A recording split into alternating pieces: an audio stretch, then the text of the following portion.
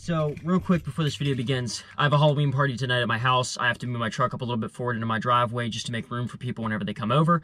I'm gonna be heading over to Mike's here just to check out something crazy that he just bought. And I have to see it in person because I can't believe he actually did this. It's probably, out of all the McLarens and Corvettes that he's bought in his time, this is by far the craziest. And you guys aren't gonna believe it. But what we're here for right now is I'm gonna try it. I'm not just gonna like jam and like, hey, let's see if this truck will start before the ignition fuse burns out. We're gonna try and let the glow plugs warm up and see if the ignition fuse burns out again. So I'm worried because if I don't, then I can't move my truck up and I just wanna see if the problem is solved. So here we go. Keys are in the ignition. Wait to start is behind the stupid Bosch boost sensor. Let's see if it goes.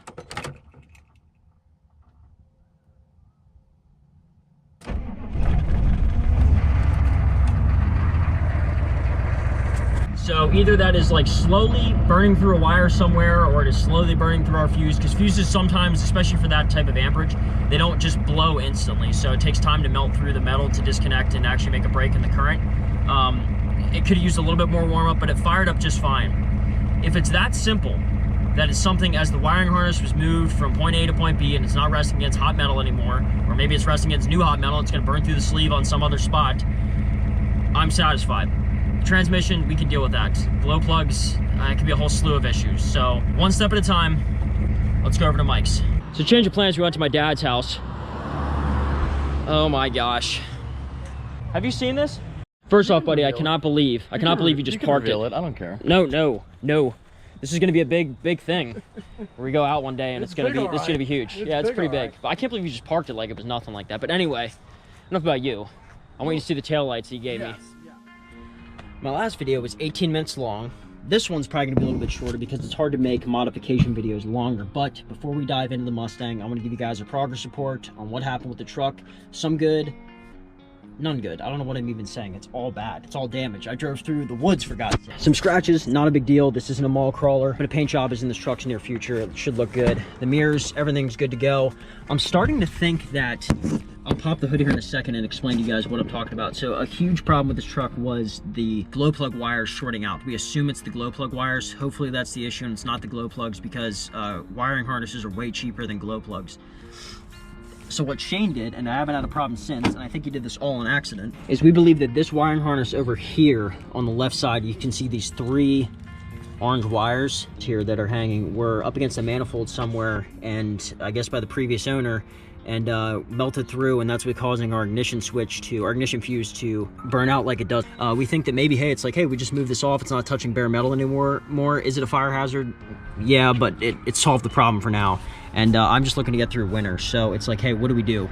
Do we fix the transmission and just hope that these glow plugs are good to go? Because they probably are. It's just that it was shorting out in some stupid manner, because the transmission does need fixed. That's like a problem that is confirmed and it's ready to go. The glow plugs, on the other hand, we don't even know if that's the issue. We just think it is. So I think we're gonna go with transmission first and just try and hobble along. Not too much damage, just a couple scratches here and there, and the bed is full of debris, but nothing too crazy. And I cannot wait to get this vehicle out again, tear it up, because I want to see, okay, it didn't get stuck. What is it going to take to make it get stuck? And also the 4-wheel drive works. If you didn't watch that video, it's awesome. We confirmed that the 4-wheel drive works on this vehicle. That is super good news because it's such a downer, because it's like, hey, the key principles to owning a truck, at least for me, V8, 4-wheel drive works, and I guess it's only 2. I prefer an extended cab, or at least a slightly larger cab than single cab. I just think it looks so stupid whenever it's a single cab. It just looks like a work truck. Even though this was a work truck at one point, you can make it look not like a work truck. Single cab always will look like a work truck. Just not my cup of tea. And I guess if I had to say third on that list, would preferably be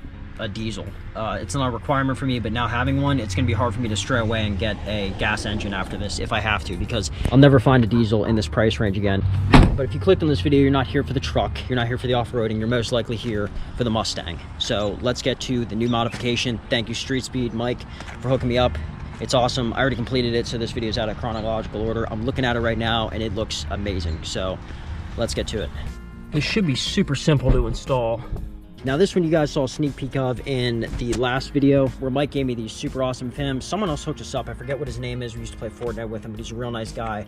The story is, I can't remember if he said these came off of a 2013 302 or if it was just a 2014 GT, but it's one of those two. Most likely the GT.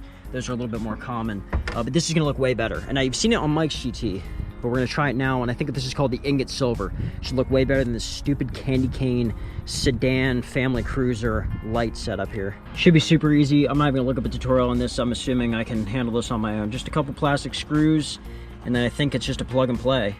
Now I heard though on these for the 2013 and 14 there's going to be a bit of a gap here. The car's ugly enough, so I don't really think a gap's going to be that big of a deal.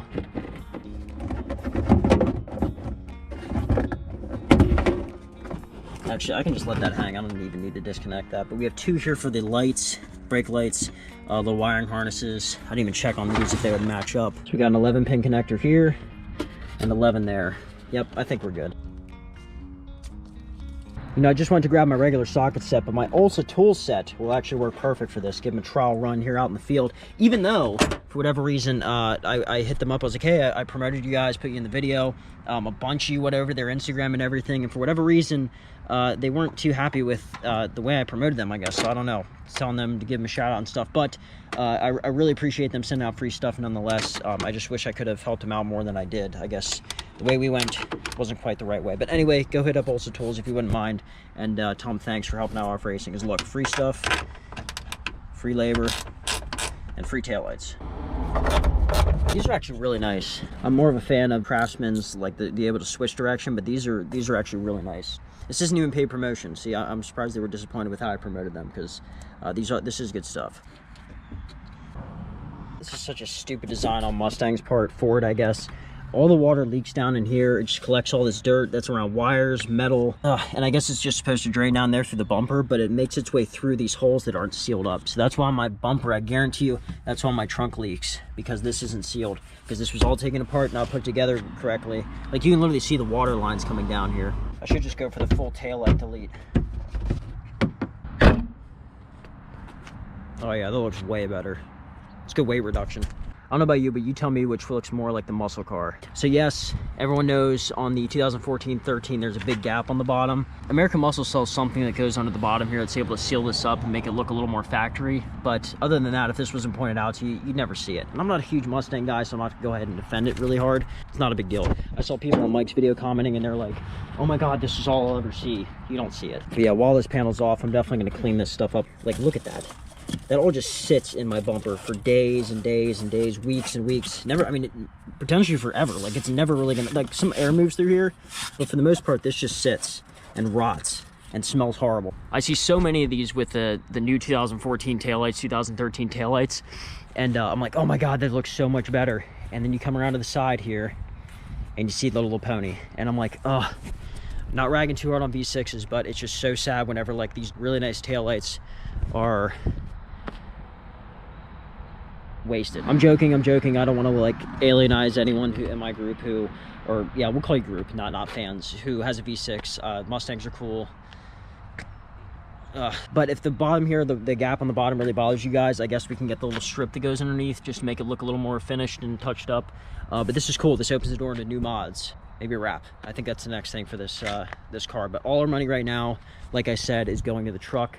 New transmission, glow plugs fixed, stuff like that. You can see it's all mudded up from the little off-road adventure we had at the farm. Sticks are in the back, the transmission, the Shane once, and all sorts of other stuff. But anyway, enough about you.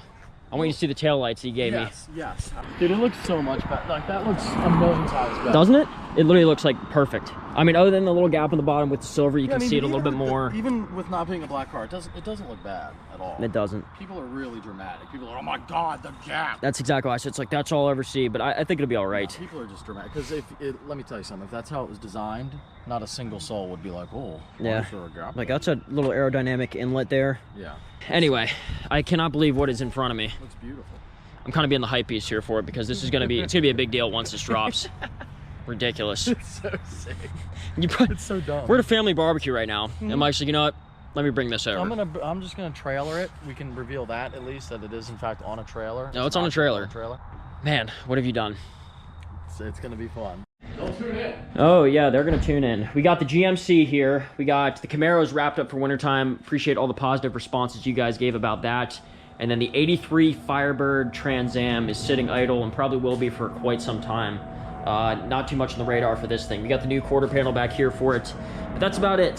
Too many projects going on. I don't want everything to get overly saturated, but yeah, Mike really appreciated the taillights. I guess I'll put that at the end of the video. I don't know how I'm gonna edit this where it's like, oh, here, install and stuff like that. But what is sitting out in front of me, it blows my mind. Like, I'm not trying to overhype this, but you guys are gonna be like, what have we turned into? But it's gonna be fun. It's gonna be utilized at the farm, if you can believe it. So that might throw a couple people off. Watching some throwback home improvement for the night. The video is over. I hope you guys enjoyed it. It was just kind of a lame install, but what I did today with the truck is insane. The truck did really good, had it off-roading, so I have that video coming out to you guys soon. If you wouldn't mind dropping a like on the video, that would really help me out. Likes, any interaction you guys have at all with the video just really helps me out, and I wish I could personally thank every single one of you. I read all comments. I will get back to every single comment. Go ahead and ask as many questions as you'd like. Thank you guys again. Have a good Halloween.